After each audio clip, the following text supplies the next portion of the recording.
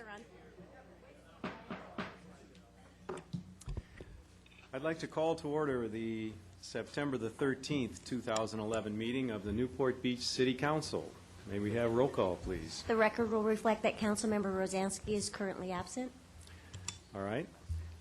Clarification items. Councilmember Daigle.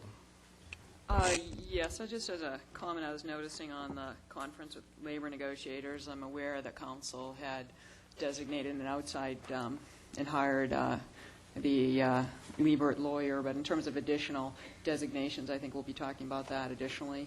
Okay. Okay. I mean, it indicates that there's been designations, but I'm not aware they've been selected yet. Okay. And then secondly, I had a question on number 8 for Steve. On the professional services, $750,000 landscape contract, is there any way that we could bid these in the future, or what constraints are there that that we have to award these without any bidding or any sort of comparative pricing? Well, the service that's being provided is actually what we consider professional services, and under the state law, we have to do these selection of these consultants by a quality-based selection process, where we qualify that consultant as the best qualified to perform the work and then negotiate the work.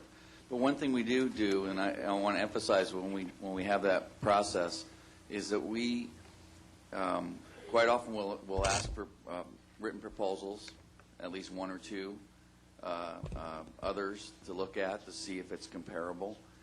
The other way we look at it too is if there was in this case there was a previous contract, and we reviewed it to make sure it was consistent with the previous contract. And in fact, I believe that some of the costs are actually cheaper than the previous contract. So I think we do our due diligence to make sure that we're getting market prices and they're competitive, and we hope to get good work out of these consultants as well. I appreciate that, and I think in this case you asked for 3 proposals, and then we're not prohibited from asking for pricing either. Yeah, we do ask for pricing, but we don't reveal that pricing publicly because we just want to make sure we make the selection on the quality basis first, and then we use those dollar proposals to verify that they're indeed appropriate. Okay. But the selection has to be based on quality. Now, if we found that the consultant was not appropriately priced and maybe they were too expensive, and we would sit back with them and negotiate with them and find a better way to, why is the cost so high? Try to understand why they put it in that way, and then offer opportunities to reduce those costs. Great, thank you. Okay, Councilmember Curry. And Councilmember Selich. I have none. Councilmember Hill. I only will acknowledge that on consent calendar item 21, I will be abstaining because it's within my 500-foot radius of my residence. All right. Mayor Pro Tem Gardner. Just a comment that on number 6, which is the Energy Leadership Partnership, that we enter at a valued level, but I hope that we will not make that our only goal, that we will want to climb up the steps of silver, gold, and platinum as we move along with the partnership. Okay, thanks. On that same item, Mr. Mayor, in case you had any questions, we have Eddie Marquez and Holly Merrihew from Edison. Maybe they can wave their hands. I think if they don't expect it to be pulled tonight, but if you did have some questions you wanted to ask them, they're taking advantage of the afternoon instead of the evening. So, assuming there's no questions, maybe they can feel comfortable in passing on tonight. Mr. Mayor, if you don't mind, I did Sure. have one question. For the city manager, I was noticing that there's a lot of reporting requirements. Are you comfortable with the administrative burdens that this would seem to place in the organization? The short answer is yes. We think that because this is a partnership with a number of other cities, that we should be able to successfully do that between those other cities and maybe share some of that burden as well. Mayor Pro Tem Gardner, anything else? All right. I actually did have a question on item number 6. That has to do with, this is an energy-saving program. Is there any opportunity to consider solar panels for the new Civic Center in some respect to be supported by this program as a supportable use of funding?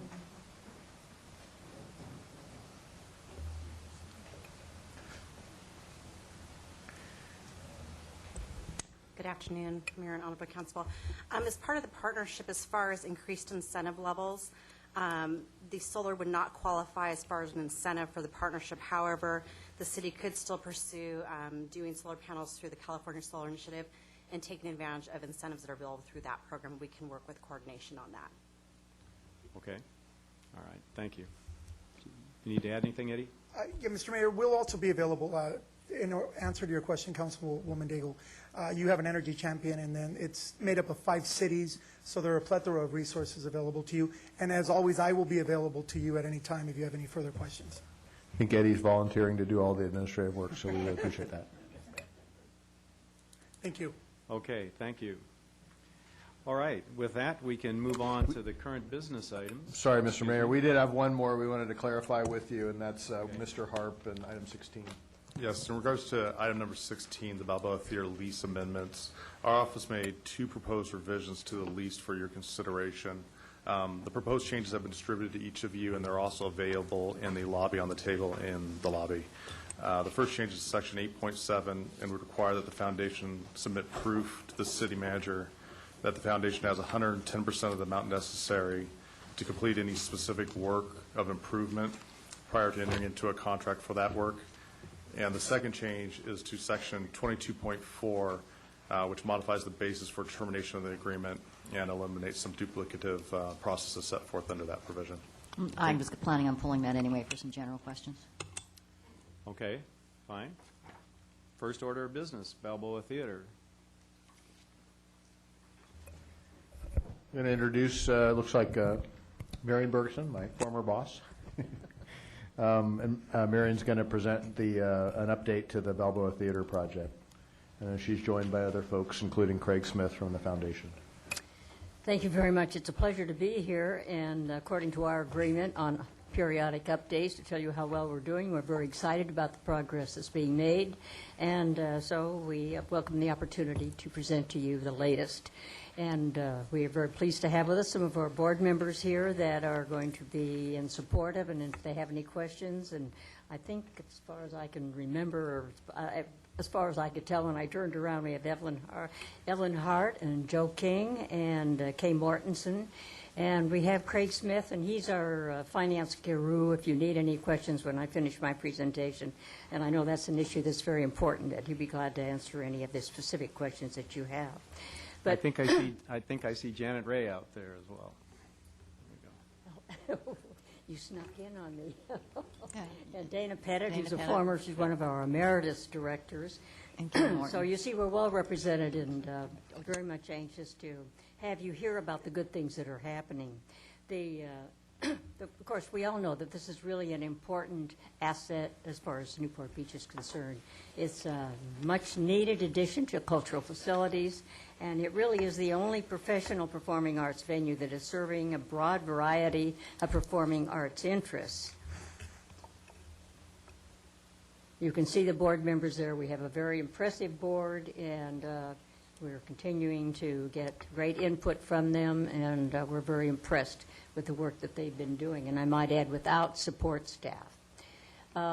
The vitalization, of course, we know how important it is for the revitalization of the whole area within the Balboa Village, and this really is the linchpin, and important, I think, in really instigating a good deal of the activity that can be carried on there. Stimulates a business. It's great for entrepreneurship, to bring in new businesses, new interests.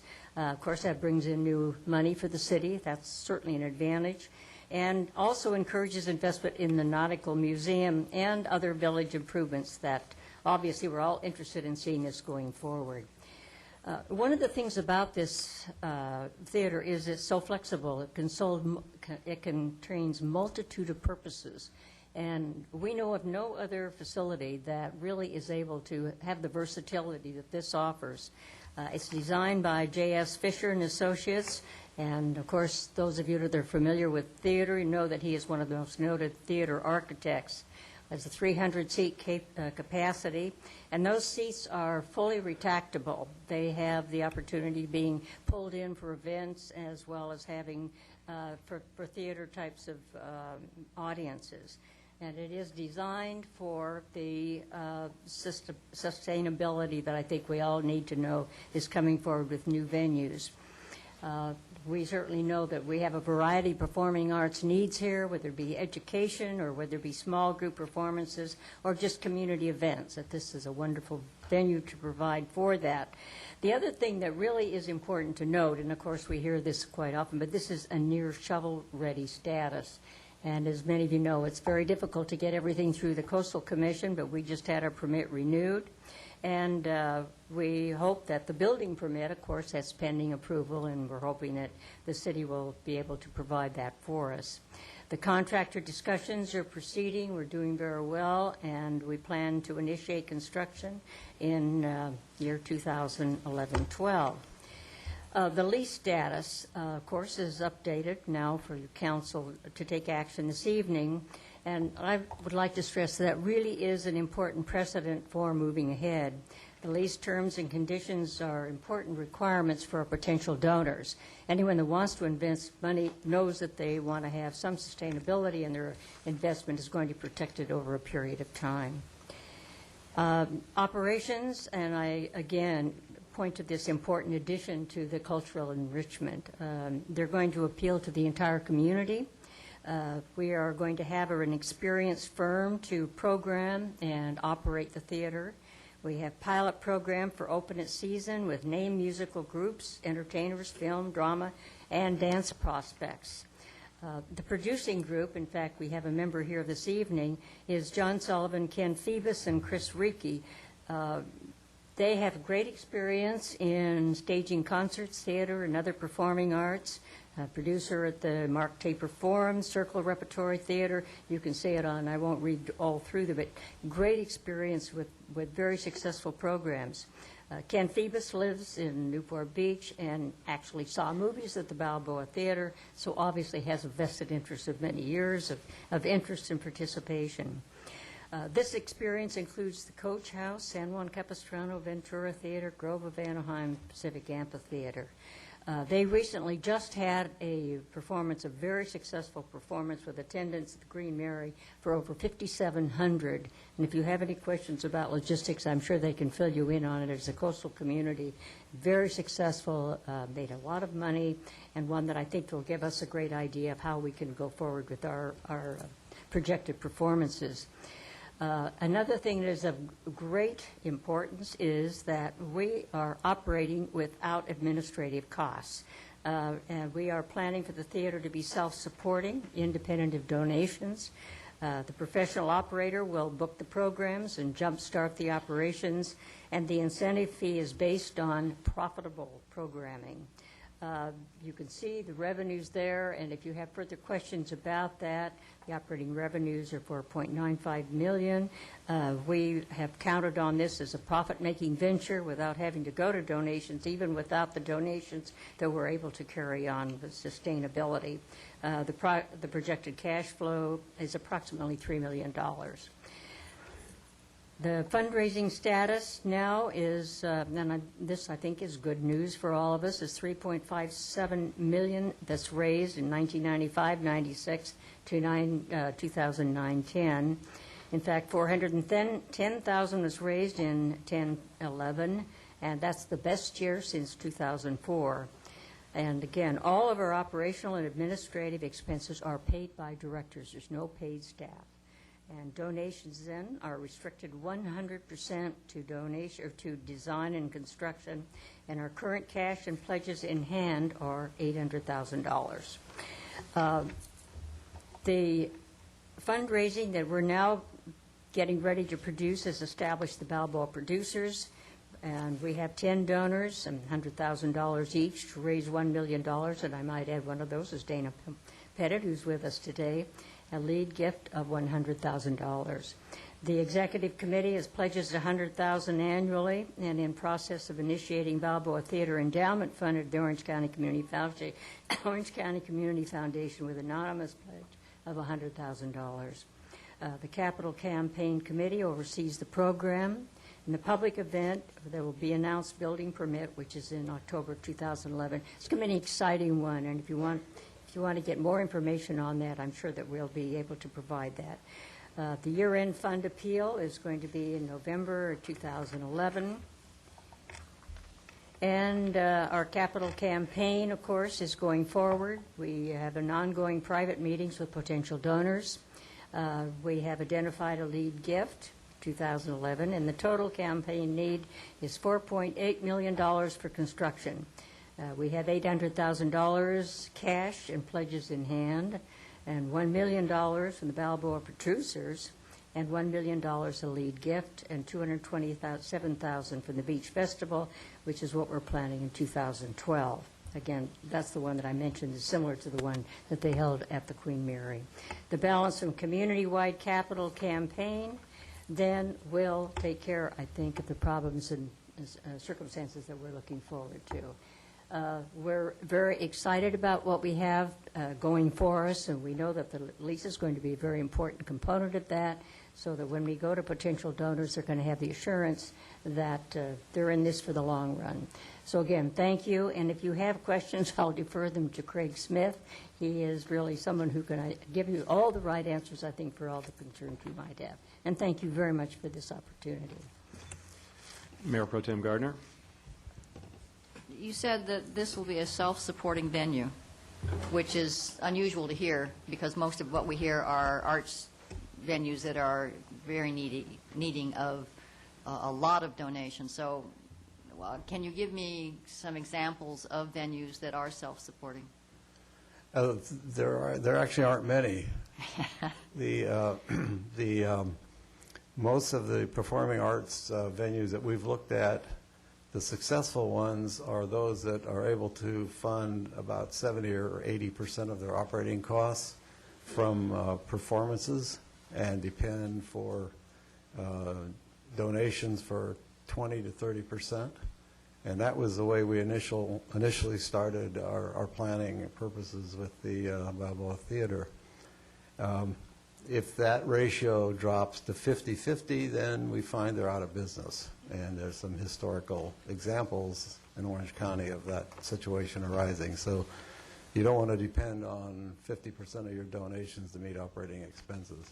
However, when we began exploring with the producing group their ideas for a program and a programming services, we decided that it was feasible to develop programs that would actually cover expenses. And so we have, with their assistance, they prepared several pro formas for us looking at a peak month, an average month, and we put that together in our strategic plan, and we believe that we will be able to cover operating expenses from programming. Now, does that include down the road paid staff? I'm sorry? Does that include paid staff at some point? I mean, obviously, Yes. it's one thing yes, to run yes. as a volunteer Yes. organization right now, but Right, when right. you've No, got... that definitely includes paid staff. The producing group does the booking, does the promotion, identifies the talent, brings the talent in, negotiates contracts, and they have considerable experience and a track record with that. And Ken Phoebus is here, and later John Sullivan's on his way here. They can answer questions about that. But they would need the support of a house manager, a stage manager, other staff that relate to operations, and that's all been identified in the budgets that we have in our new strategic plan.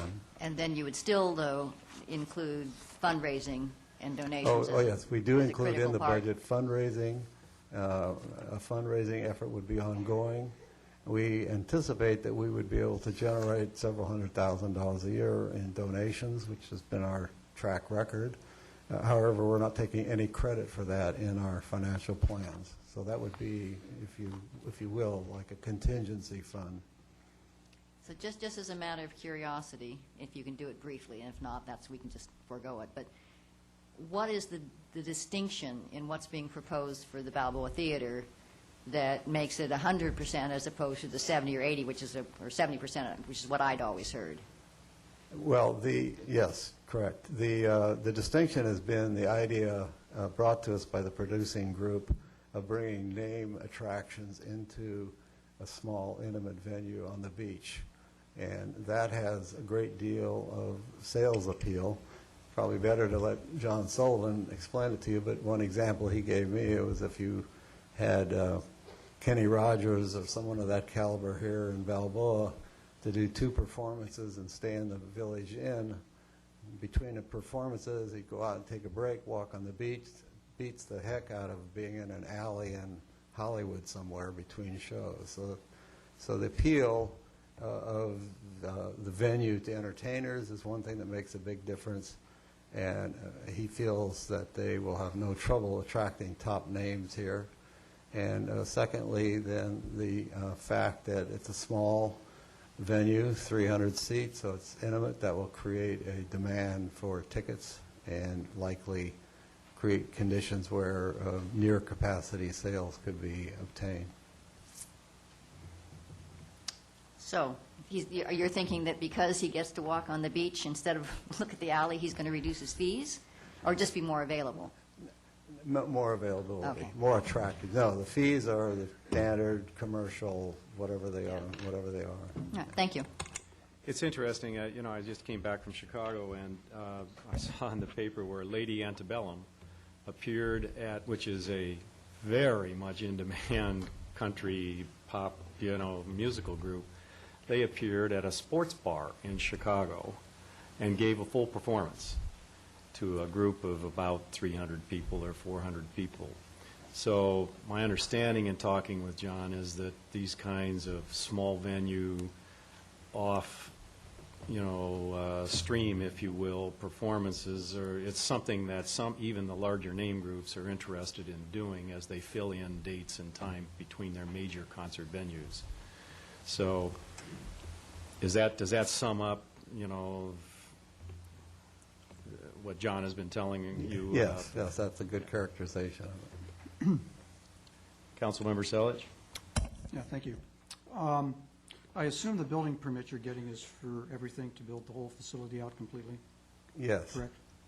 Can Yes. you tell us what your schedule is for doing that, getting it completed? And then just going by the numbers that were thrown up there, it looks like the balance that you need to raise from the community-wide capital campaign is about $1.2 million, somewhere in that neighborhood. And how is that going to fit into the schedule, and what's your completion date?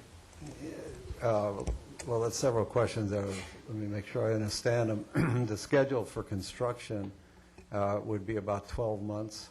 And of course, we would not start that till we had at least half of the money raised.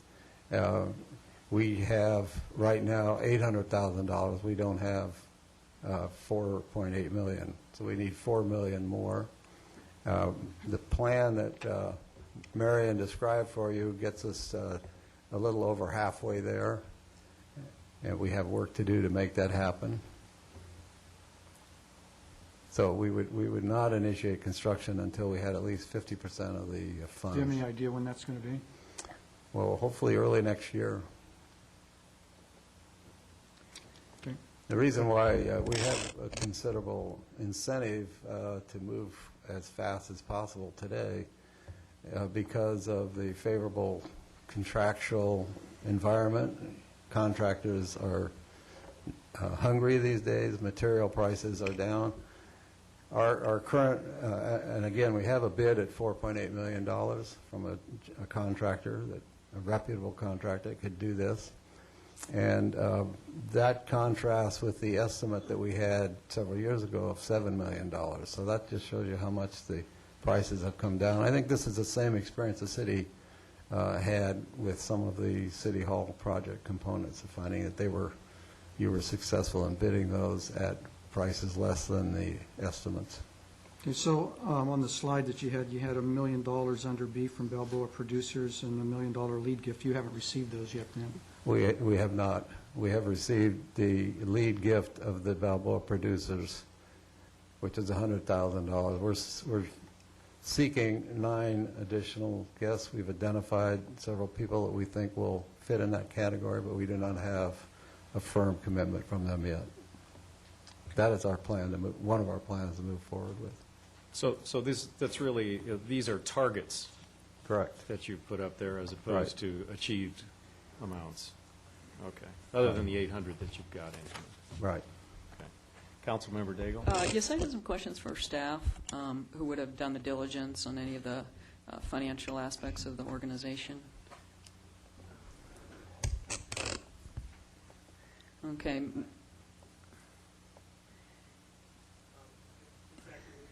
I had a couple of questions.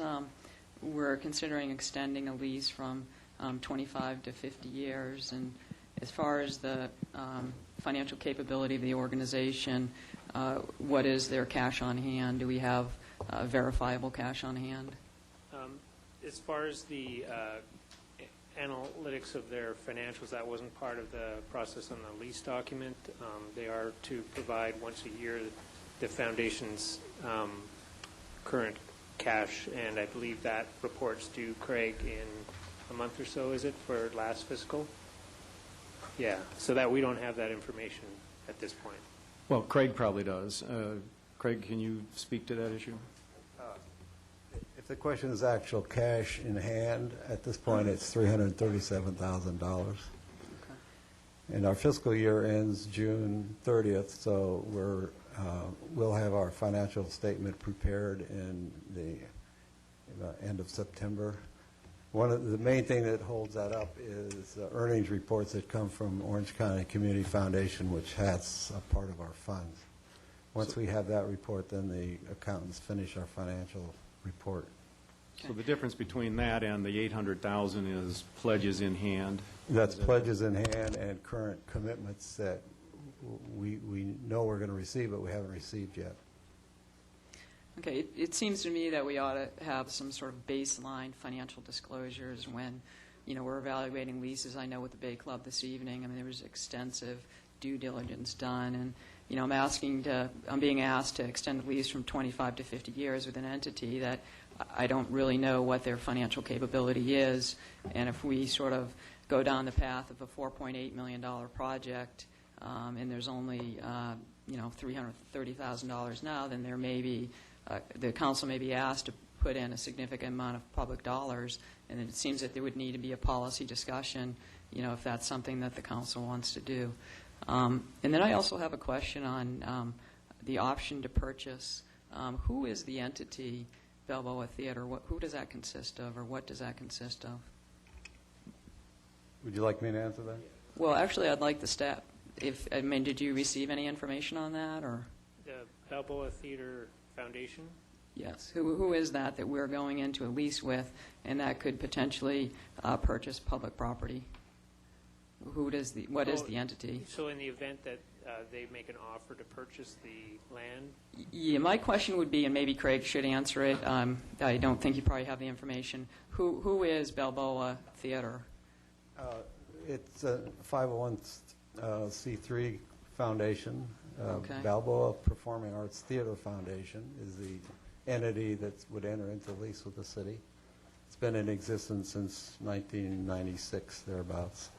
And it's the entity that is raising the money and would be responsible for building the theater. Okay, so who is the entity, though? There must be some individuals behind that entity? Yes, you saw the list of the board of directors is in the presentation. Okay, so if the property transferred, who the entity then owns the property? Well, under the terms of the lease, the foundation would have the opportunity to buy the building from the city. Okay. Dave, did you have something you wanted to add to that?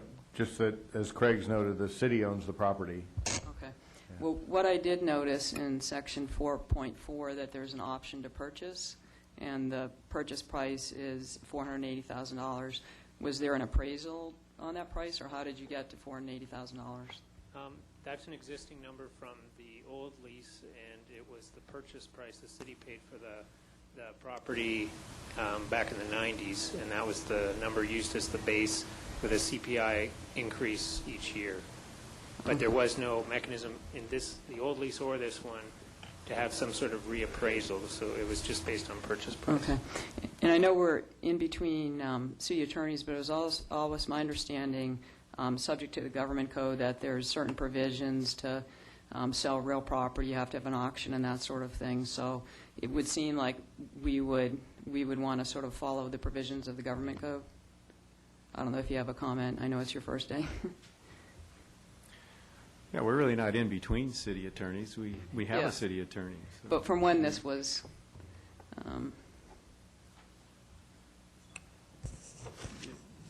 Thank you very much, Councilmember Daigle. I believe that this agreement is in conformance with the legal requirements. I can double check into that. okay. But if you sell real property, there's a process and there's a set of procedures to sell real property that's owned by the city, is that correct? Yes. Okay. And I'm unaware that those procedures would be something other than an auction or some sort of appraisal of the property. I mean, we just sort of come up with a number.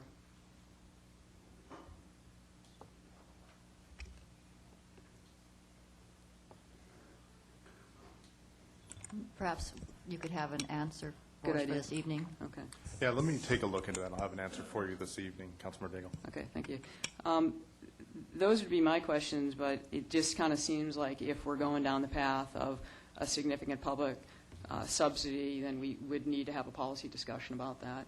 But the lease is presented, well, we can get into that this evening. Those would be my questions. Thank you. Well, there's no identified path of public subsidy here. I mean, we have made a contribution of $175,000. So That's right, to complete the design, assist in the completion of the plans that are now in front of the building, Community Development Department. Could I respond to that? We're very grateful for the support of the city.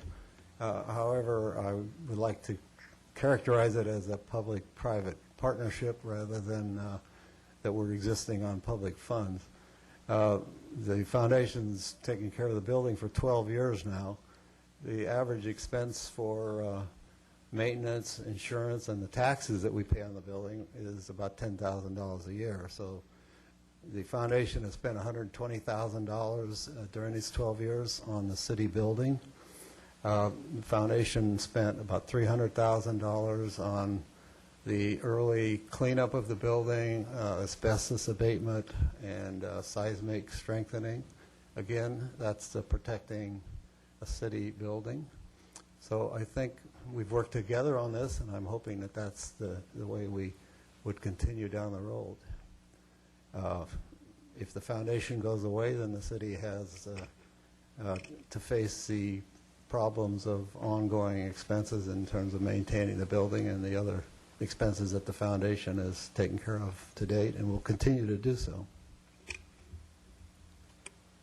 Councilmember Curry? I was in Sydney, Australia on Friday, which is where I got this cold. But there's a plaque on the Opera House by the mayor from Sydney in 1954, which says words to the effect of, let it be said long after they've forgotten who we are, that we took the steps to do something on this site to ensure that the arts are represented in our community going forward. And of course, that building didn't commence until 1959 and wasn't completed until 1973 at significant public cost. You know, we're asking a lot of questions, but it's because of the unique nature here where instead of doing it really on our own dime, we're asking the private sector here and private residents to step up to the plate and move forward with this. And so I think it behooves us so that we can leave something for the arts long after they forgot who we are to do what we can to support this effort, because I think it's a unique public-private partnership that will enhance our community for decades going forward. Thank you.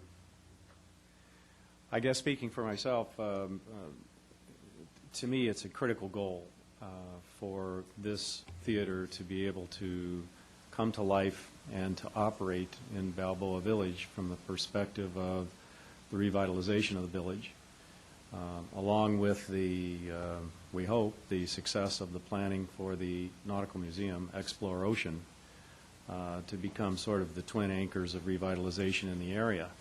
But the theater, when you look at the programming, and I regret that the print in the staff report was so small you need a magnifying glass to read it, but there is a fairly extensive report here attached to this presentation that goes into quite a lot of detail about the intended programming and whatnot.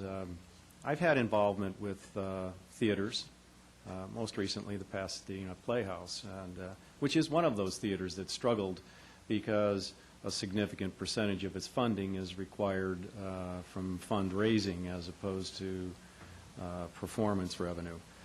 But that theater is, as many of them are, it's a very narrowly focused programming venue by comparison to what we're describing here, which is a much broader, more publicly appealing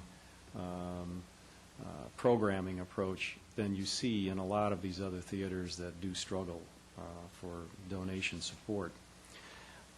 The other side of the coin here is, though, that this lease, while we're talking about going from 25 to 50 years, really, I suppose I'll still be around 25 years from now, but probably won't be caring too much about the circumstances of this at that point. But the difference between 25 and 50 years, in my view, really isn't material from the perspective that either way, it's a long time.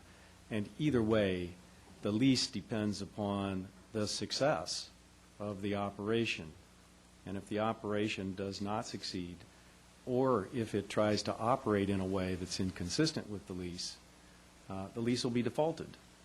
And the city will have the opportunity to retrieve the property in its entirety, including all improvements. And as I read the lease, and I want to make sure about this, all of the assets of the foundation. Essentially, all of the assets of the foundation, any cash or any other assets aside from the building. Is that correct? That is correct. Okay. So, you know, there's real provision here for downside protection to the extent of the value of those assets, I recognize, in the event of a problem with the lease. And so I think what we're trying to do here is promote what could be a very significant advantage to the revitalization of Balboa Village and a very significant asset, cultural asset, for the city of Newport Beach that we really have no other one to point to in this nature. But give the city reasonable protection here in the event the plans don't materialize as we expect. So that's the way I would summarize it. I do want to publicly acknowledge and thank the board of directors of the Balboa Theater who have struggled and worked and toiled a long time here to bring this to this point of near fruition, if you will, with the availability of a building permit and the ability to actually move forward with this project. It's been a labor of love. They certainly deserve tremendous credit. There's been a tremendous amount of money already raised for this project. And I think that is a good foreboding of potential success going forward. So thank you for all of your efforts. And certainly you have my best wishes for success going forward. So, do we have any other comments? Councilmember Hill. Yes, I would like to echo your comments and also those of Councilman Curry. I believe this is a very important strategic project for the Peninsula Balboa Village area. But I would add in the opportunity to make this a break-even operation that I was involved a little bit at the very beginning in the programming of the way the design of the building is taking place. And it really was thought out to make every square foot of the facility revenue generating. There's a roof deck for entertaining purposes. The style of seating with the ability to retract and have a flat floor for rentable space and options of utilization. I see this facility booked on a solid basis based upon the need that we have in this community for meeting space as well as entertainment space. And that was an important part of the functionality that was built into the design. So if there ever were a facility for the arts that could break even, I believe this one has an excellent opportunity for that. Okay. Councilmember Daigle. One additional question, probably for City Attorney and City Manager. In the event of a purchase, what is the downside protection for the city? I didn't see any, maybe I missed it, because it seemed as if any entity were to purchase it and you know, for whatever reason there was success or failure, they could turn around and sell the property at a market price. I mean, if they were to purchase it below market and then it's transferred at a later date at market, then we wouldn't receive those proceeds, the theater would. Well, arguably, we didn't have an investment in it. I don't know that we would necessarily deserve those proceeds beyond our 480. Right. But if we sold the land at, let's say we sold the land at 480, which may be above or below market, and then, let's say market's $1 million for the land, and down the line, they sell the land and the improvements at market, then that $520,000 of land value, we would not receive, the taxpayers would not receive, the theater would receive. And so I'm wondering what downside protection there would be against that. I don't know if you can record something or how that works. We could include a provision if that is the desire of the council. There is a deed restriction, however, in the event of sale, that it needs to continue to operate as a community theater. Is that correct? So that's a fairly substantial binding provision. So, okay. Any other comments? Thank you very much, Marianne. Appreciate your presentation. Very well delivered. Thank you. Thanks to the board again. All right. Next item. Mr. Mayor and Council, this next item involves... Excuse me. I almost forgot. Public comment. We would like to have public comment on this item. Does anyone care to make a comment on this item? Okay. Seeing none, on to the next item. This next item, item 3 on your study session agenda, is a discussion about the process by which the public and council will review the draft environmental impact report, or EIR, for the Newport Banning Ranch project. This is not intended to be a discussion about the EIR itself or the project. It's a discussion about the process, just so it's very clear going in as this EIR has been released, which was last week, so that the public understands what opportunities it has to comment on the DEIR. So with that, I'll have Kim Brandt make a brief presentation about that. Thank you, Dave. Thank you, Mr. Mayor, members of the council. We are very pleased to announce that the draft EIR is complete and on the public streets, so to speak, and available for review. It has been a major undertaking to put the document together. It has been in process for over 2 years, and there is a lot of environmental work that has gone into the project. And I did not bring a copy of the draft EIR for illustration purposes, but I think your council agenda report is just an indication of one of the body of the draft document without taking into consideration all the technical appendices that come with it. So what I like to do now is just walk through what we anticipate the process to be over the next few months before we bring it back to the City Council for review. Although it's difficult to see at this scale, I think most people do know that Banning Ranch is primarily located in an unincorporated portion of the city. On the west side, it's located just north of Coast Highway and east of the Santa Ana River. The overall project site is about 400 acres, 40 of which are currently within the city of Newport Beach. This is an overview of the proposed development plan. And for the most part, the development area is on what we would call the bluff portion, or the uppermost portion of the project site, with the lower portions of the property slated for long-term preservation and restoration.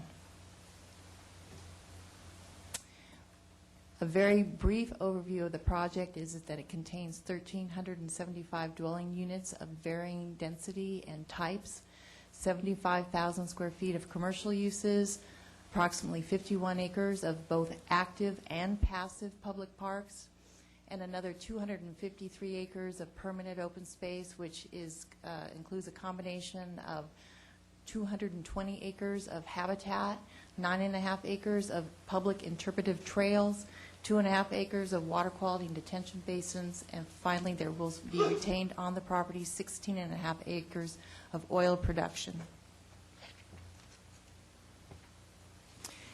As I mentioned earlier, the draft environmental impact report started its formal public review process on Friday, September 9th. Given the scale of the project and the amount of information that is associated with the environmental document, we are having a 60-day review process for the project as opposed to the standard 45-day review process, which will end November 8th, just before the holidays. We anticipate we will be responding or completing our response to comments just before Christmas and have the entire draft environmental document complete just after the new year.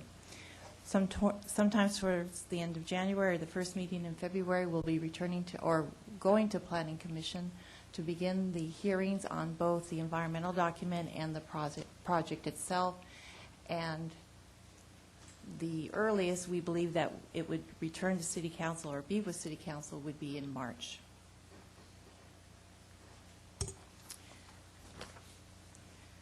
There are numerous locations where the public can review the document. The first one being here at City Hall in the Community Development Department. We have set aside an office where a person can sit and study the document. It's also located at all of our libraries, the Central Branch, the Balboa Branch, the Corona del Mar Branch, and the Mariners Branch. And the document is also located on the city's website. All of the project comments will be directed through Patrick Alford, who's our planning manager, and the address is located here on the screen, and it's contained in all of the notices that are attached to the draft environmental impact report. We anticipate that there will be numerous comments on the draft document, and we have also brought the document to the Environmental Qualities Advisory Committee. They will be reviewing the document, and we anticipate that they will have finished their review by their October meeting.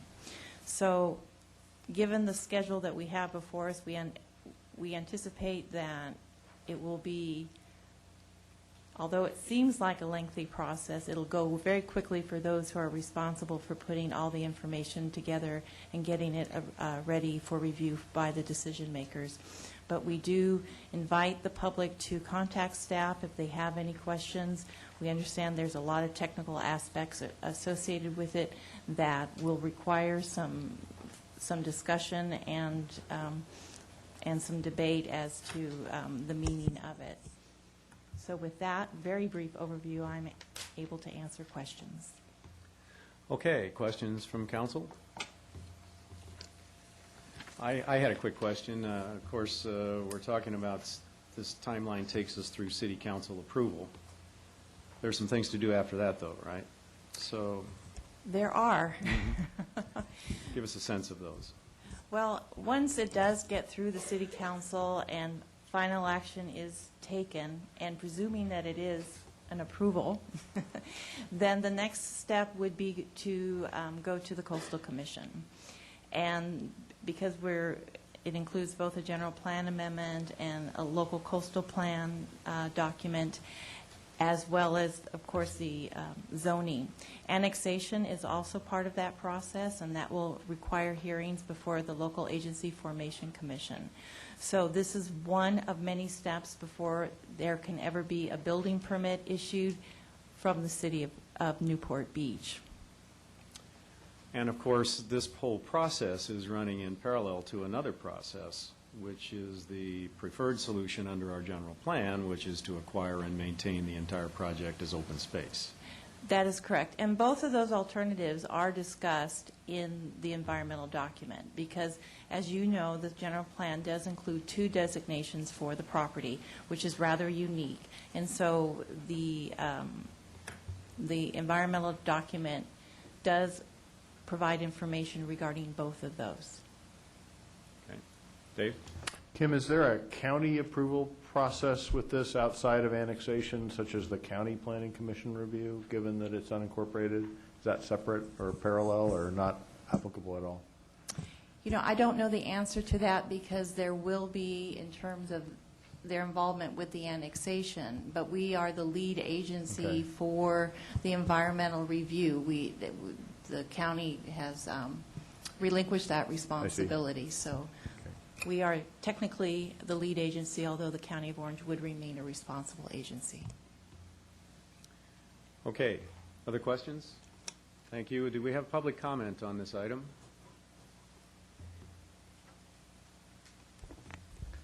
Mayor Hennon, members of the council, my name is Jim Mosier. Obviously, the Community Development Department and the public have a major task before them in considering how this proposed development will affect our community, including, among other things, its impact on our county's already strained traffic and water infrastructure. Whatever that outcome may be, I had several comments about the printed staff report because I think there have already been some problems with the review process. On page 1 of the staff report, it says that the review of the draft environmental impact report will have no fiscal impact. I appreciate that the city has contracted with an outside vendor to prepare the EIR itself, and that funds from the developer have been accepted and applied for that purpose at earlier council meetings. I hope someone can confirm that what I assume is the large amount of staff time that's needed to support the consultant is also being charged to the developer. Next, at the bottom of page 2 and the start of page 3, there is a description of the notice which was published in the papers and which informed the public, as you saw in one of the slides, that they could review the EIR at the City Hall and at the City Libraries starting last Friday.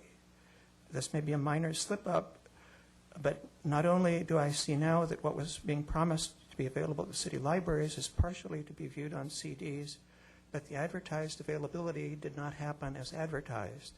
And as a matter of fact, the 2 volumes that are being made available at the public libraries were not available until today, rather than last Friday as had been advertised. A little further down on page 3, there's a statement or mention about how this was reviewed by the Citizen Environmental Affairs Committee, EQAC, which has been asked to prepare comments for the City Council. The staff report says, quote, the committee formed a subcommittee to prepare comments on the DEIR. Now, I don't want to say this in an unkind way because Mr. Alford, who was coordinating the meeting, did the best he could with the difficult situation. But as the 2 council members who were present know, it's a logical impossibility that the council could have formed a subcommittee because EQAC was unable to muster a quorum on the night that that was supposed to happen. Instead, the public was told at the September 1st non-meeting that the EQAC chair could form and set the subcommittee to work privately. Again, without meaning to say this in a mean-spirited way, that's a particularly disturbing development in what was supposed to be an open and transparent process because the Banning Ranch project is, as I understand it, being proposed by a consortium of companies owned by subsidiaries of oil companies, and the citizen chair of EQAC happens, according to her application papers, to have the day job of writing and seeking approval for EIRs for clients who are almost exclusively oil companies. In view of that, the public has valid reasons, rightly or wrongly, to be concerned, especially when the person coordinating the process is overseeing a process that has not been subject to the intended public scrutiny. Finally, if I could run slightly over to save you time, actually, by not pulling this from the consent calendar, I would like to briefly comment on item 11 on tonight's agenda, which includes a request from yet another consulting firm for a $76,000 overrun in connection with work related to the closely related Sunset Ridge Park application to the Coastal Commission.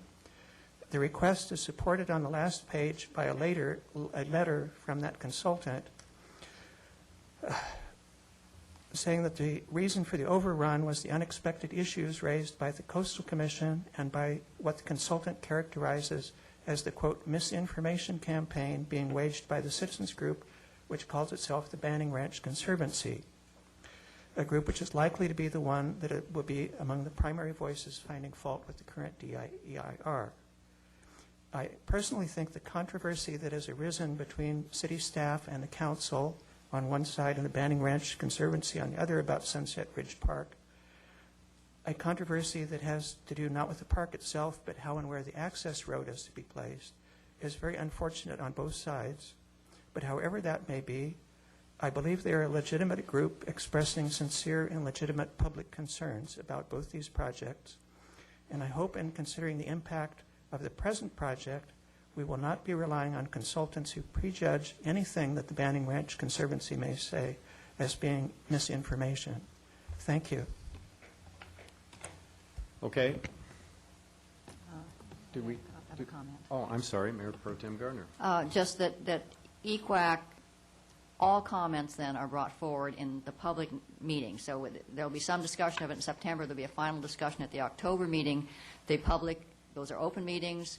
The public has a chance to comment, but that will be time for the entire committee to comment on the comments presented by the subcommittee. And this is the way EQAC has always functioned, a group going off, writing their comments, coming back to the whole group deciding which comments they wanted to include, and then submitting them for responses.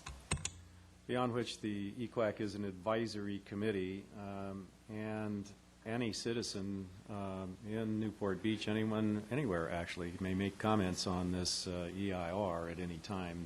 The Environmental Quality Affairs Committee most certainly is not the only opportunity for public input to this process. Okay, any other public comment?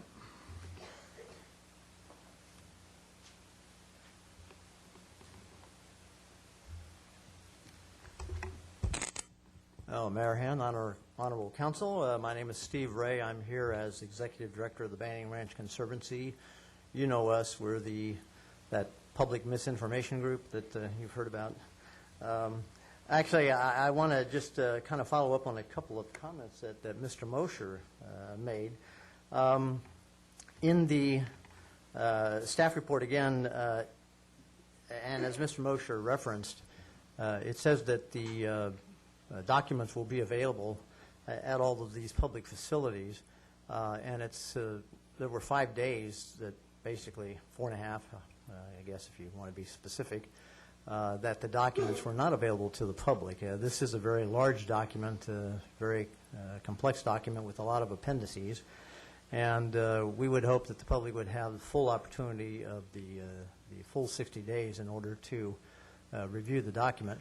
So we would ask that the kind of clock start ticking again at the point that all the information is available to the public. We did actually have members of our group go to various branch libraries Friday to start looking at the document, and it was not available and hasn't been available until today. So we would ask that because of the complexity of this and that those 5 days are really precious days in the long scheme of things. So we would ask that the clock start ticking again at the time that the information was fully available to the public. Another comment regarding the EQAC, and thank you, Councilmember Gardner, for mentioning that there was going to be opportunity for public comment, because I did want to ask about that, because we would certainly like to have the opportunity to provide some public comment or input or guidance, however you want to phrase that, with the EQAC committee.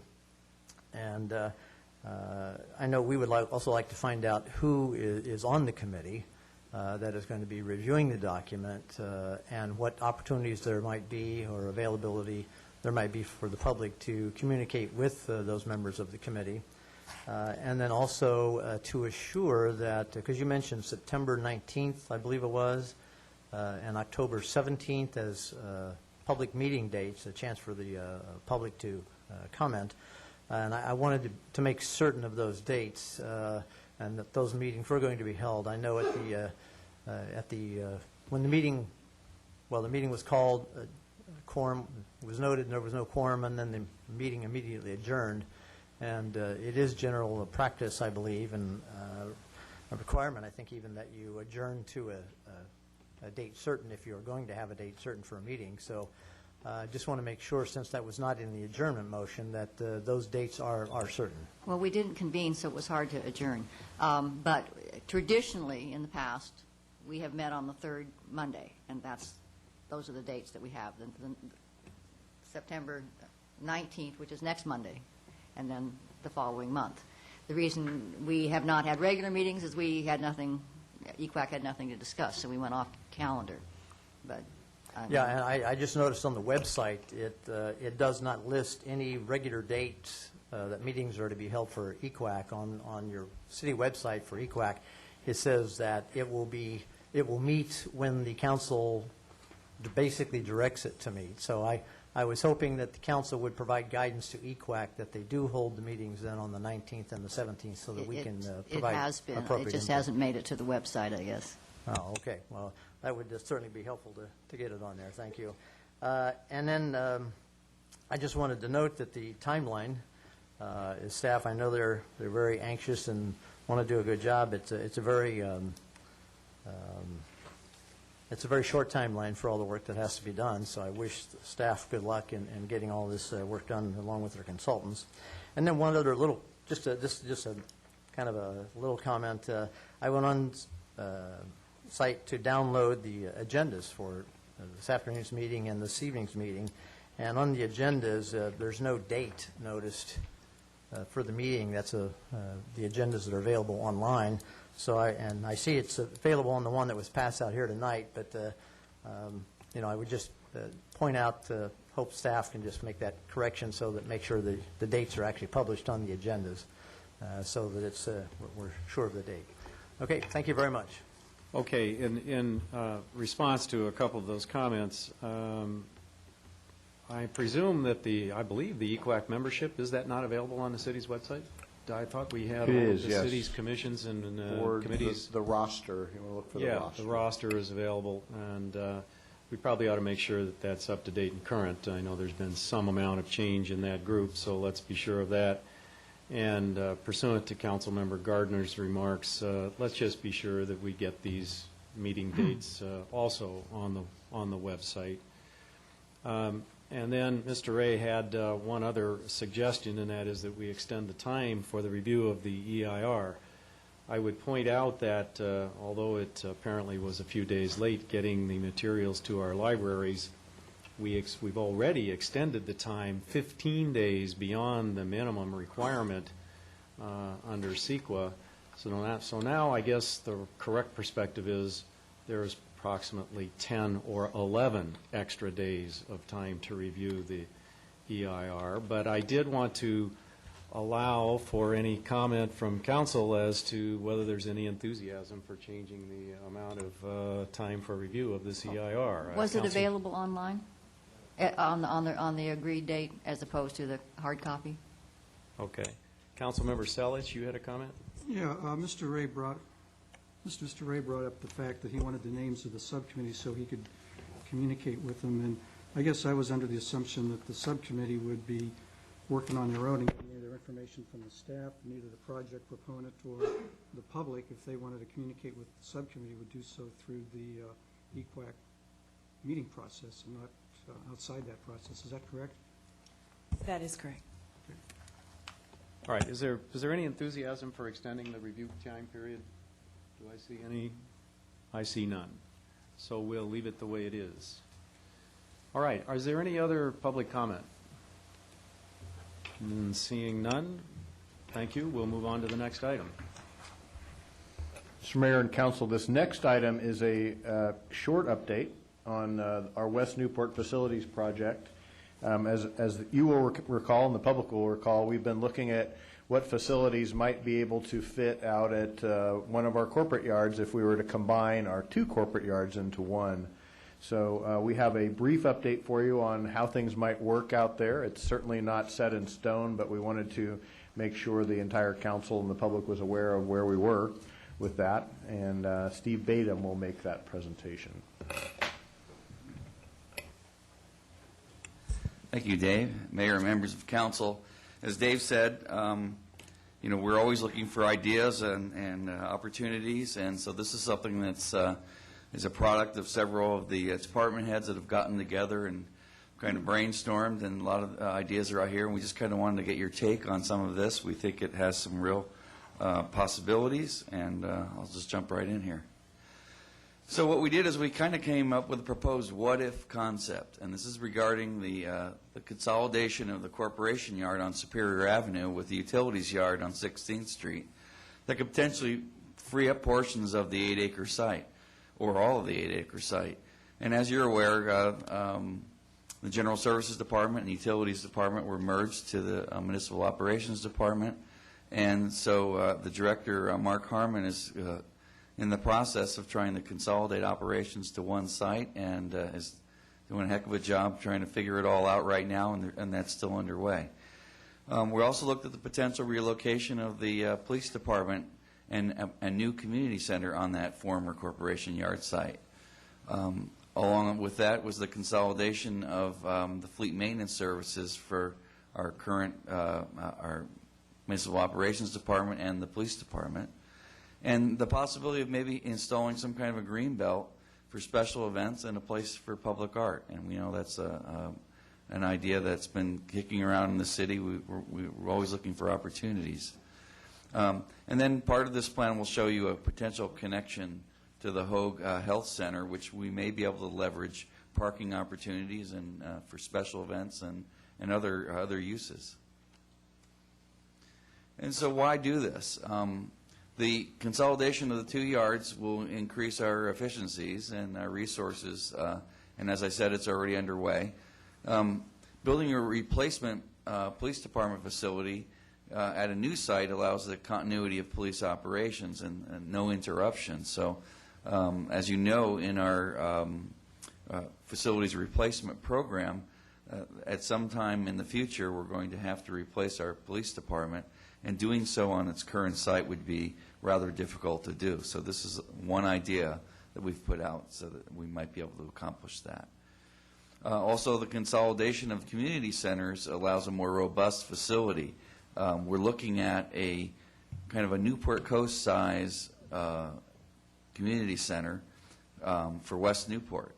And I think right now we have a very small community center on 15th Street, which really doesn't serve the community that well. But there's a lot of great programs in there, and certainly working with our Recreation Senior Services Director, Laura Detweiler, there's a real opportunity to create a better program, including a community center that would have a gym very similar to the Newport Coast. And then we also were thinking that the potential revenue stream from these parcels, once they're vacated and consolidated at the community center on 15th and the former police department site on Santa Barbara, could offset the construction costs. So here's the plan, and I apologize if you can't see it, but I'll make sure we get copies out to everybody. We kind of threw this together. It doesn't have a lot of detail in it, but I'll go through it. This is Newport Boulevard and Superior on the top. So this is north direction this way. The current parcel is an 8-acre parcel. We're envisioning an access point right in, right out off of Newport Boulevard. The ability to build a new police department, and tentatively we've shown this as about 64,000 square feet, with a parking structure immediately behind it, so that we can sequester the police fleet, as well as a place to put all of the police employees, with visitor parking out front.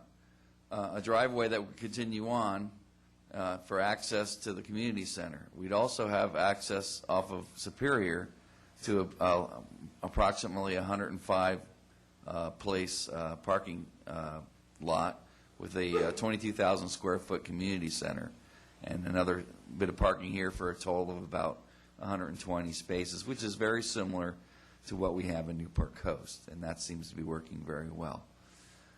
We were also thinking about the consolidation of fleet maintenance, about 10,000 square foot building, which would handle, we hope, all of the police and our current maintenance operations vehicles, have consolidated in one place. As you're aware, we currently have some maintenance occurring at the police department facility and some in the current yard. This concept employs kind of a green belt in the middle, and our vision of this green belt would be for special events and also a place for public art. And so this is kind of a substantial area that could be used, and it kind of breaks the space between the two buildings and kind of enhances kind of an internal campus kind of feel. We also looked at the potential for an optional access into Hoag Hospital parking structures. And this could be, if we did a special event, say a public safety day, we might, on a weekend, we might be able to take advantage of Hogue parking. And then there also might be an opportunity to work with Hogue to see if they want some kind of access off of Newport Boulevard, and perhaps that's a way to leverage some other opportunities within the city. So that's kind of the general makeup there.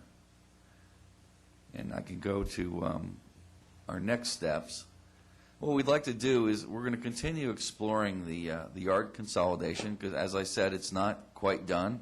There's still a lot of questions to be answered of where things go, where do things fit. I know Mark and his staff are working really hard to try to pull that together. We also want to do a more thorough investigation of what are our revenue potentials for those city parcels that may become available. We also got to take a close look at what would this facility cost to build, and then how much other consolidation costs there might be in moving things to the utilities yard to combine the corporation yard. And then also, in the end, we really need to do a thorough financial analysis with respect to the city's facilities replacement program to make sure, is this something that we can afford, and does it make sense for the city in the long run?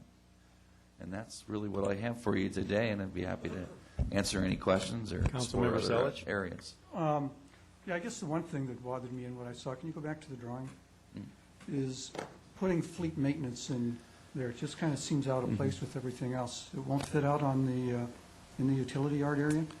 Well, it's an area we can still look at. In fact, that discussion's ongoing because we're thinking that, how much room is there out in the other yard. The one thing that is important to the police department, though, is to have the ability to do some light maintenance on their vehicles and not have to ferry them across town. What's going on now with the current police department is all the little things that happen to cars. These cars are 24/7 operation. Little things happen that need to be taken care of. It provides a place that's right next door. We've kind of designed it. I'm envisioning trash trucks coming in there to get maintained. Am I misunderstanding what you're proposing? Yeah, I mean, that's a possibility. We could move heavy, we could split it up too. We could have some heavy maintenance at the other yard. We're kind of treating this area here as kind of back of house. The main entrance for the community center we envisioned is right out here. And then the main entrance for PD is right here. This was kind of more of a back of house to get into the parking structure. This parking structure would only be for police vehicles and employees, so it would be very secure. And this maintenance, I think, would have a direct connection to the police department. So, we're really preliminary in our ideas here, and I agree. It does seem to be out of place, but we need to provide some kind of maintenance for public safety. Okay, just one other comment. Sure. Obviously drawn by an engineer, I don't see a curved line in the plan. Well, actually, the one that I drew originally had a little curvy area here. Just kidding, Steve. Councilman Rosansky? Yes, thank you, Mayor Hand. I'd just like to say that I'm very encouraged with what I see here. As many of you know, I've championed trying to maintain a significant civic presence in West Newport, especially that since City Hall will be moving to the new location a little over a year from now. And I do believe that this more than qualifies as a significant civic presence. The community center will be a welcome addition to West Newport. We have kind of an older, I don't want to call it decrepit, but it's bordering on being decrepit community center now that's probably not either known or used by most of the community. Hopefully that will change with the much more robust center. I think consolidating the activities in one larger center as opposed to kind of spreading them out all over town, or the west side of Newport anyway, will, in order our benefit of the public, as well as probably garner cost savings as far as staff and programming. I do share Ed's concerns about having the kind of the sore thumb there of the parking maintenance there, and I would encourage you to look strongly at trying to find a place for that over the utilities yard. I understand that the police would like to have, a little maintenance station next door or close by, and if it's something for like an oil change or something like that, maybe we can accommodate that on their facility or their portion of the facility. But, to have a place with significant civic buildings like the police department and a community center and a public lawn, which is going to be directly adjacent to a maintenance facility, is not exactly my idea of what the residents of West Newport are deserving of. And so hopefully we can, I know there's just a conceptual kind of a, let's get it on paper and see what we can come up with plan, but maybe the next piece of paper cannot show that there. That would be great. But thanks to the staff, and especially Dave and Steve, for their hard work and creativeness and creativity in coming up with this plan. Because, as you know, I championed having the community center here. I think this is going to be a much better place for it, a much better facility. And although I probably won't be on the council when this thing is finished, I look forward to using it. So thank you. We'll invite you to the grand opening. I appreciate that. Hopefully you'll still be on the council when. I'm Hopefully it'll be working on done before you leave the council. Let's put it that way. Yeah. And Councilman Rosansky, we will have wheelchair access. Oh, you'll be needing that, won't you? Councilmember Hill. I just would like to echo, I think this is a very exciting concept. I think it's very creative, and it's what I think we're kind of becoming to expect from staff as we look at facility needs. I'm very anxious to look at the economics as it relates to the opportunity to turn the 15th Street site and the Newport Center site into what can become a perpetual revenue stream, which would begin to, number one, defer, if not cover, the cost of initial facilities and eventually be used to endow them, which I think would be a very strong financial opportunity. I pride myself of more vision than at least two of our council people, and I do not have a problem of having the function of maintenance there. I believe that it could properly be screened from all aspects of visual, sound, and even odor, if that were a case. But I think that I also echo the fact that I hope that you have a land planner deal with it at some point in time that has a French curve or some method of drawing something other than a straight line to achieve the reality.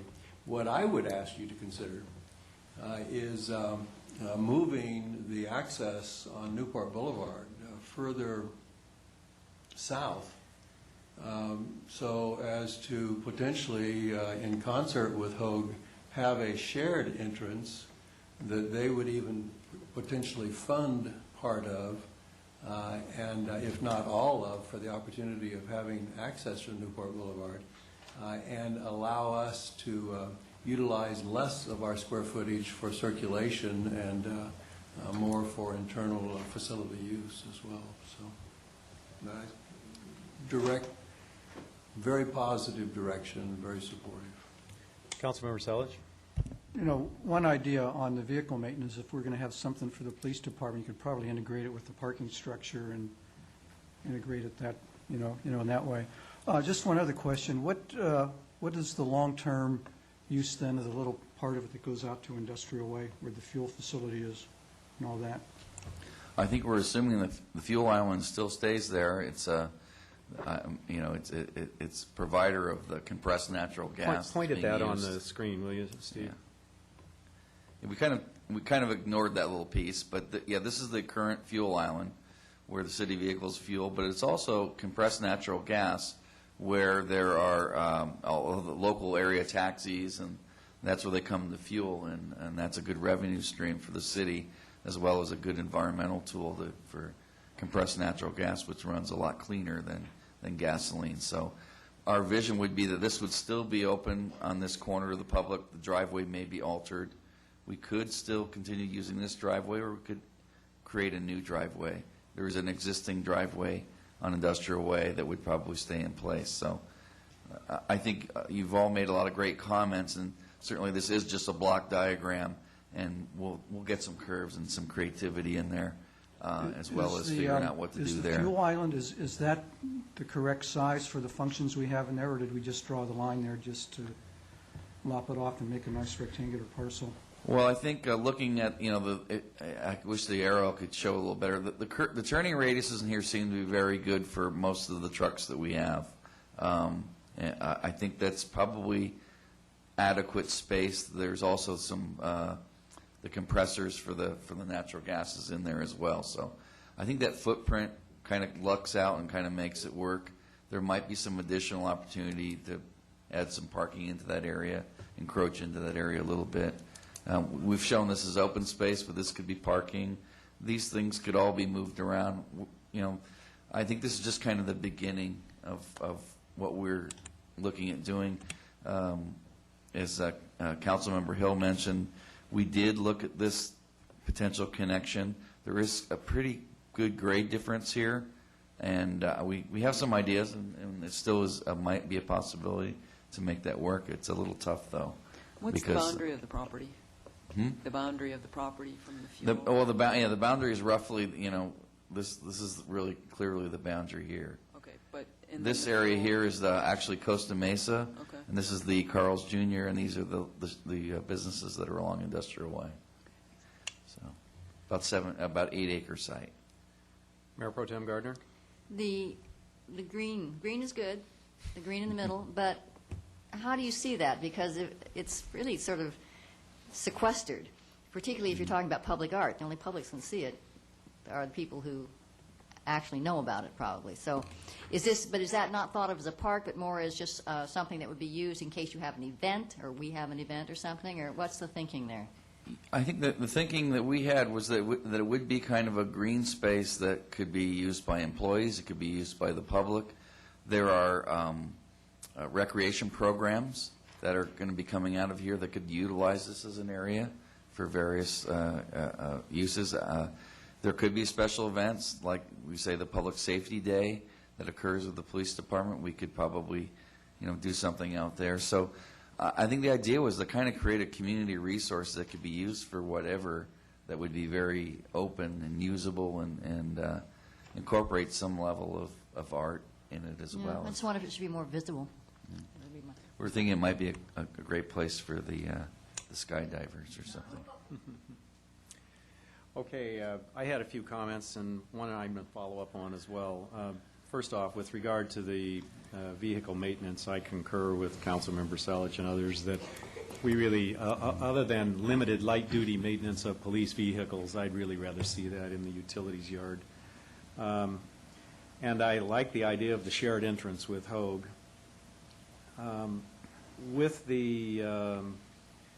I'd like to explore a little further, picking up on Councilmember Rosansky's comments about the community center. I see Laura Detweiler out here. Laura, would you mind coming down for a moment? I just had a couple questions to explore this a little further.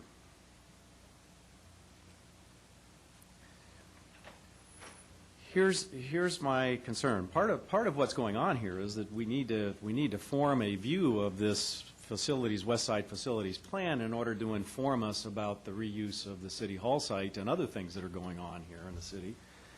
And it occurs to me that between the planned community center availability at Marina Park, and it looks like, thank goodness, that project is now back on the moving forward.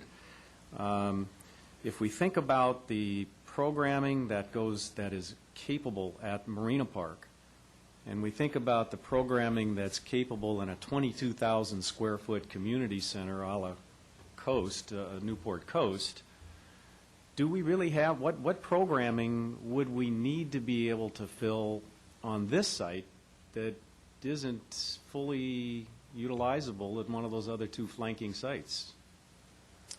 Well, I think we'll have some great coverage with both facilities. Yeah. When we were talking about this facility, we wanted to make sure that it was flexible in its uses, and also keeping Marina Park in mind because we've talked about Marina Park quite extensively, and I think between the two of them, we'll have some great resources on the west side of this town. I can't think of anything that we wouldn't be able to offer. Yeah. The new facility, the West Newport facility, will have a full-size gymnasium. We also talked about putting a 3,500 square foot fitness center, which will mirror the Oasis Fitness Center for the 50 and better group as well.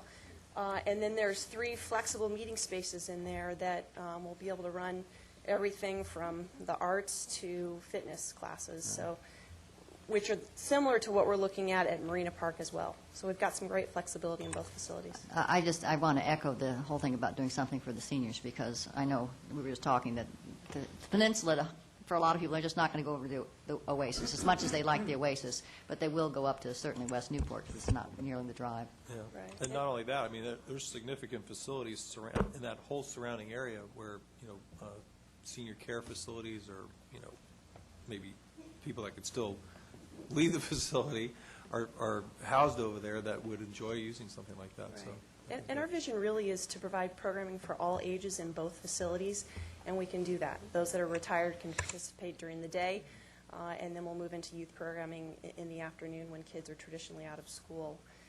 And the fitness center, we've got over 2,200 members right now at Oasis. We mapped out where those individuals were coming from. Majority of them are on the other side of the bay.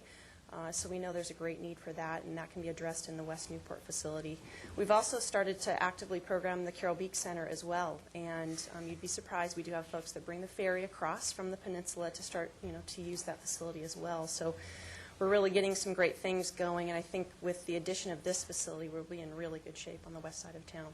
Great, thank you. Sure. Well, maybe for the city manager's benefit, we could put a swimming pool right there in that green space. Would you like that, Dave? Okay. All right.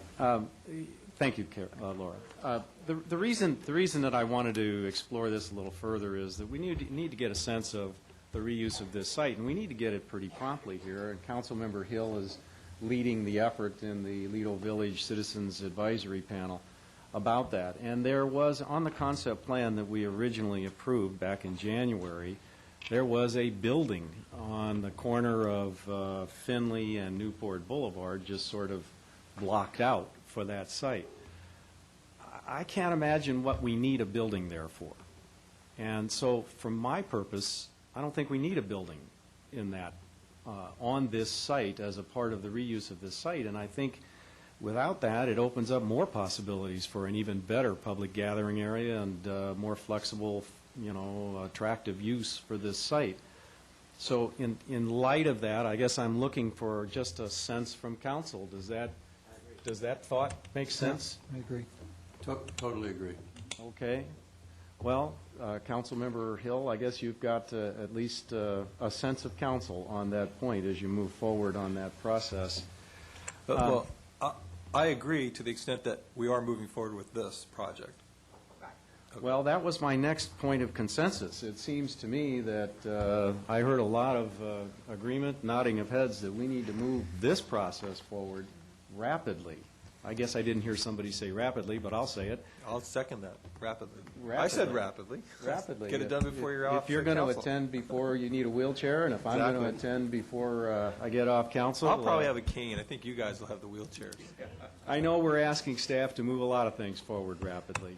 This is a really fun one, and when I think about the fact that the community center, the new civic center is well on its way at this point, I see this as the next big deal here in this city that we need to have rolling well along on the heels of the Civic Center and well along on the reuse and revitalization of this area. It's all very much connected. So I guess I would add that plea, if you will, to see how we can move this along quickly. I'd like to schedule as soon as we can another discussion at study session of this economic value analysis that we're talking about for the released facilities as a part of this plan, so we can see if this plan in fact pays for itself. I think there's a good opportunity for that and a good chance of that, and maybe more. And so I'd really like to keep this ball moving forward very steadily so that we get to a point where we've got a real live plan. One of the things that's implicit in what you've got up here is moving the material transfer station from this site to the corporate yard. And so it seems to me that's not just like, rolling off a log for that to happen. Is that a part of the analysis then? You say there's other things that need to be worked out. Is that a part of the analysis? What does it take to move that material site, transfer site? I think we're looking at all different types of ways to accomplish that, whether it's at that site or, if it's profitable enough, maybe even another site. So I think we're going to look at every way we can and make sure we can make it fit. Approximately how much land do you need for that material transfer? Mark's back there. Oh, is Mark back? Oh, good. You made him come back from vacation, huh? The transfer site that we have right now is about an acre of property, and that's the turning radius for the trucks to get up onto the ramp and that kind of a thing. And, moving the transfer station, the hardest part of the process is getting it permitted through the state. The utilities yard, we have obviously an underground freshwater, drinking water reservoir. We border a school. We border the Banning Ranch property. So, siting the transfer station would have its inherent challenges as well at the new Although yard. the utilities yard isn't next to residential, right? No, it's commercial. True. And I'm not saying it's impossible. I'm just saying in of itself it would have its challenges. Does the transfer yard smell? Compared to? Does it create a? Does it compared to? I'm used to it. I mean, I don't.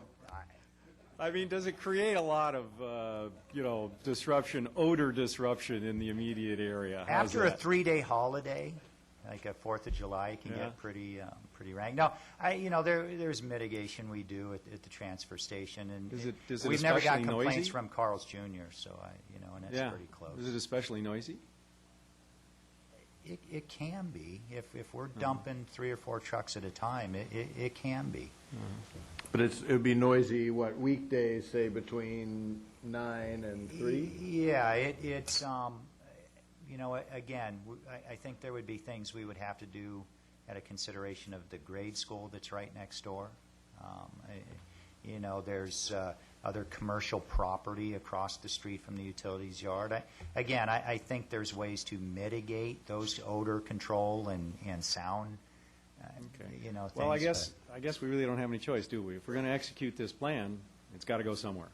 Yeah, and I agree with Mr. Badum. I think there's things like the fleet shop. There's other things that we have to look at as we develop this, the transfer facility, and see what's the best for the future. One comment on that fuel island, I do want to be kind of careful on the CNG station. We did enter into a 10-year agreement with Clean Energy. They paid for the construction of that facility. We entered into a 10-year agreement that would be operated at that site. So I think, we look at that little corner. I think that's why we intentionally didn't color that in. Well, you got 3 gold stars for that, so we wouldn't want to mess with that. No, I appreciate that. Okay. We don't bring that up. Thank you, Mark. Any All other right. questions of Mark? All right. Can we have public comment on this agenda item? Does anyone care to make a comment? Yes, I did. My name is Jim Mosher, as you know. And I'd like to offer my usual somewhat dissenting opinion, especially as to the need to make a rapid decision about this. After the last study session at which you talked about this, I took my bicycle, not being at all familiar with the city's storage yards, and visited both this site and the utilities yard. And this corporate yard is frankly, it's not a very attractive location where it's at, bordered by the industrial uses in Costa Mesa. They're pretty shabby, and between 2 very busy streets. And in addition, not too far from the north of this, Costa Mesa has its own very nice community center in Lyons Park, which unfortunately is a strong magnet for the homeless. And then I went with my bike from here to the utilities yard, which I had no idea where it was or what we had. And it's a magnificent bluff-top site with panoramic views of the ocean. And I was thinking, wow, if you're going to put a community center someplace, this is the location for a beautiful community center. And then looking at the agenda item just before this, the map showing if you did approve the Banning Ranch project, the utilities yard is right at the north end of it, what's proposed to be a green belt and next to a school use. And I really think it's kind of premature to decide which of these yards is the logical community center until you've decided what you're going to do with this, whether it's open, even if it was open space, it may still be a logical place for a community center. So that's my thought. Thank you. Thank you. Any other public comment? Okay. Well, with one dissent, I think we're off and running here. So thank you, and thanks again to staff for moving these ideas forward. Next item. So moving along quickly, this is our last item of the Are study we session. going to speed through this item? Depends on how fast Chris can talk. This is about changing, potential, your opinion about potentially changing the speed limits associated with specific events or races in the harbor. So Chris Miller, with the Harbor Resources Manager, will make that presentation.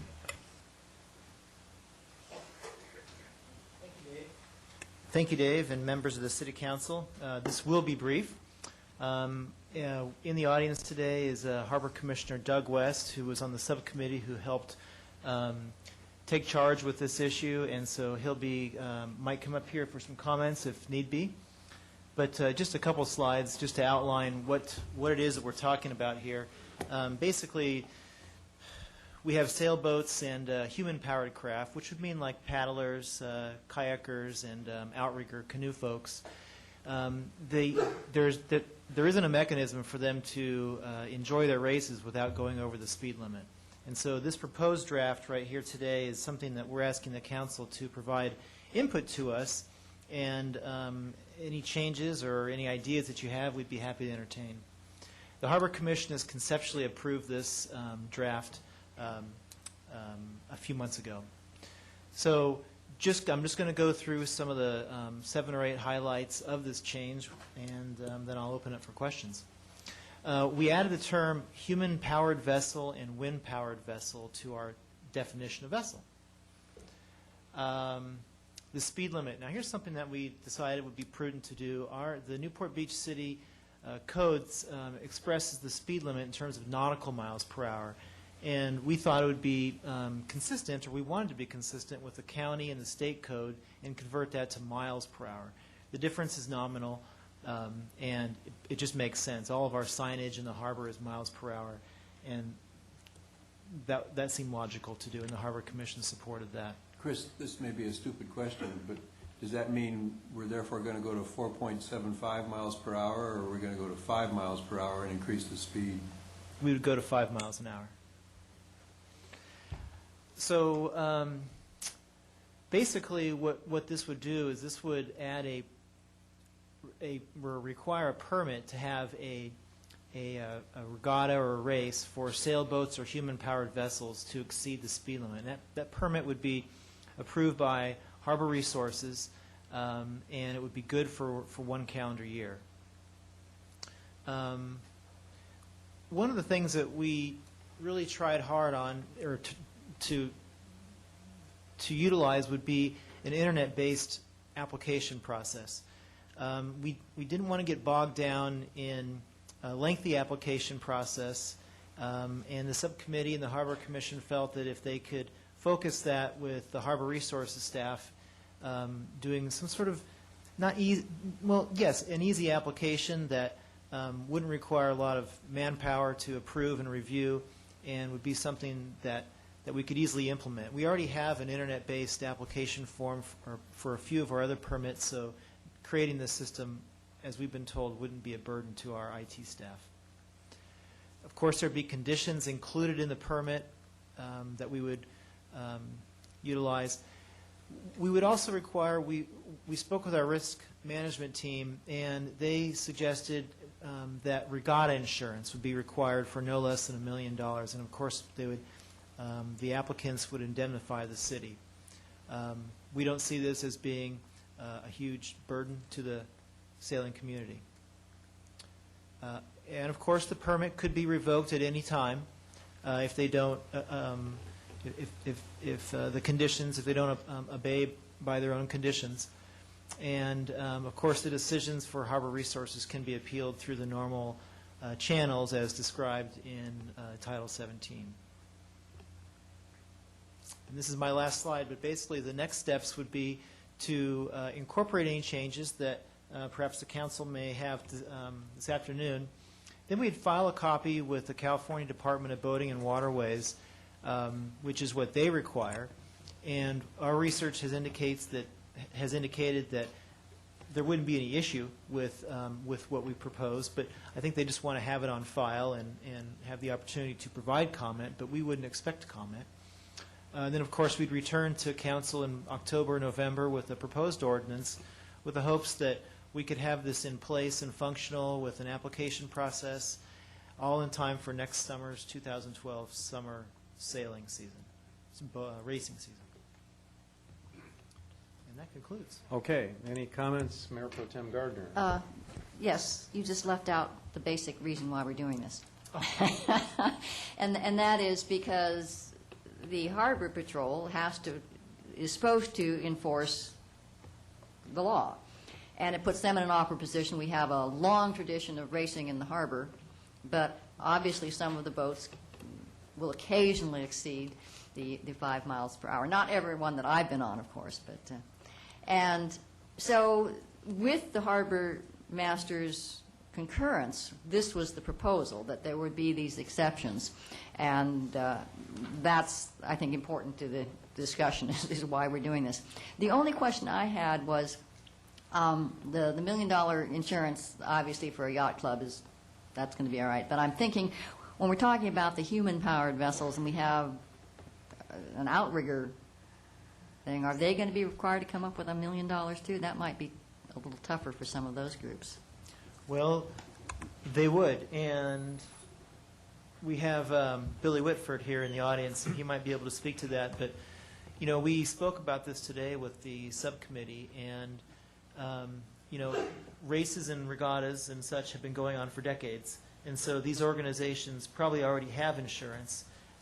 We didn't, and I asked risk management folks today if they had any indication on the costs for having this regatta insurance, and just preliminarily, using rough numbers, they estimate to be somewhere in the $350 to maybe $500 range. Oh, per year. Maybe per year. Oh, all right. Well, Perhaps somewhere in the, I mean, just a guesstimate. okay, but we're not talking thousands of dollars for these. We don't think. That's my understanding. That's not what Well, I would think it would be lower for the human-powered vessels. They're not going to do quite as much damage, except for me, of course, when I. Okay, Councilman Curry. Well, the idea of giving speeding tickets to somebody in a sailboat race for exceeding 5 miles an hour is one of those ridiculous things that makes people scratch their heads and wonder what government's doing. So it's surprising to me that in our 105-year history that we've finally gotten around to fixing that problem. And hopefully this will be a successful fix, and will support the the boating tradition of our community, and it's about time to get it done.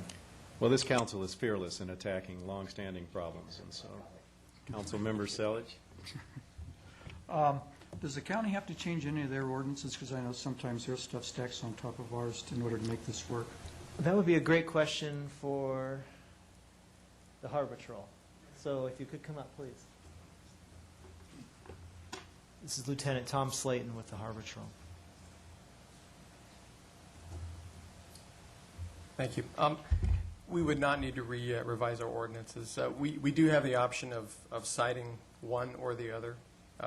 We sort of have always had that choice in Newport Harbor, whether we're going to cite a city code or county.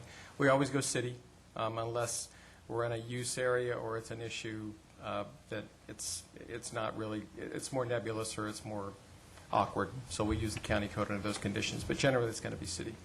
And so we won't have to revise any of ours.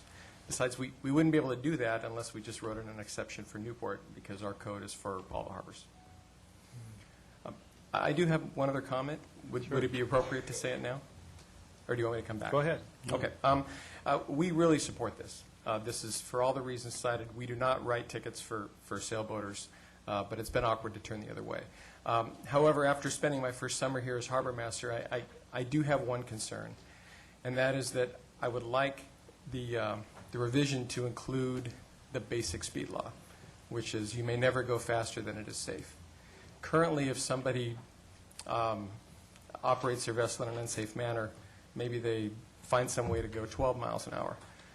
The only recourse we really have with this ordinance as it's written is to revoke the permit. We don't have any way of citing or dealing with the violator at the time. It would be hardly ever used, but we've had some contact with boaters this last summer who have stated that they're really looking forward to when this ordinance passes so they can go as fast as they want, which is a quote from at least 2 people that we've had contact with after asking them to slow down. So I'd like you to please consider writing in the basic speed line to the ordinance. Thank you. Were those sailboaters that you're talking about, or power boaters? Sailboaters. One question for you, I was going to ask Chris this, but maybe you can answer. I was always under the impression that under the existing ordinance, it was 5 knots or no wake, whichever is greater. So if your boat makes a wake at 4.75 knots, then that's your speed limit. Is that true or not true? That is true. It's a very unusual boat that can kick up a wake at less than 5 miles an hour. And if that's the case, you know, we spend a lot of time doing this, asking people to slow down. And whether it's a wake issue or 6 miles an hour in a 5 mile an hour zone, we've always been pretty good at being able to get compliance just by asking for compliance. And whether it's wake or speed, that's been the case. What we're looking for is people who are pushing that envelope beyond what's reasonable. And of course, if you're practicing for a race, you don't get to go as fast as you want. It's in the race that you get to do that. That's correct. But we've always felt that we enforce the spirit of the law. So, Councilmember Hill. That's not the language. The language says if you're practicing, you get to go fast as well. assuming you have a permit for the practice. That's correct. Okay. What is the anticipated cost of this permit? I don't know if there would be a significant or any cost rather than the application. We would probably, it would be minimal staff time. We generally, on our race schedule, there's probably about 7 or 8 races that this even applies to. Every Monday night is the American Legion night. Thursday night is beer cans, and so on and so forth. So there's 7 nights and probably 7 different races, more or less. So it wouldn't be a huge time constraint. And if I may make one other comment that I perhaps didn't go over, is that this does apply to very specific power boats, which are support vessels for human-powered craft. So let's say you have outriggers, and they have typically a catamaran that's a chase boat with an instructor who's coaching them. Well, they have to be able to catch up with the catamaran folks. So in those cases, specific cases, this limit would apply to those vessels as well. And how would you envision this affecting Orange Coast College and the Scout Base, and their operations? Well, I think in the same way. If they had a race or an event that was applied for, then we would allow them that exception. Would they be allowed, under your thoughts, to apply for just an annual permit for their operations? That's a good question. You mean just for their sailing as opposed to racing? They might be. I think that's would be considered, certainly.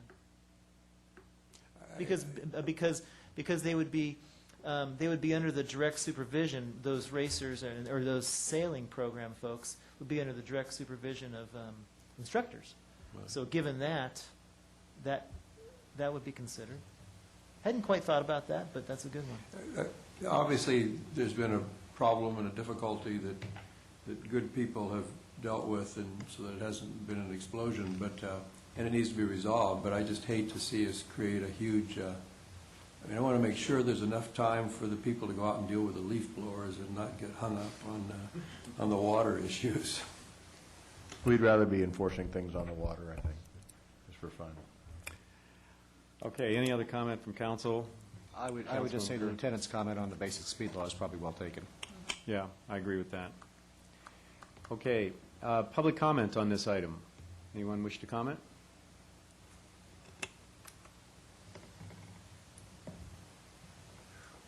My name is Andy Rose. I've been involved in this issue for way too long. I guess since I started sailing beer cans when I was about 14. First of all, I want to congratulate Chris and the Harbor Commission and Doug for spearheading this. I think it is, I agree with Councilman Curry, it's a long time in coming. I was going to leave it at that. I just want to make one comment on the lieutenant's proposal. If the lieutenant promises to stay in Newport Harbor, with his current administration for at least as long as I'm sailing. I'm all for that. We've had great relations with the Harbor Patrol for at least a couple of years, but as a few of you remember, before that it was, shall we say, slightly more strained. My only concern is that if you put in the basic speed limit, someday there may be some officers who decide that somebody in a race, by the very nature of the boats being close, going over 5 knots is in itself a violation of the basic speed law.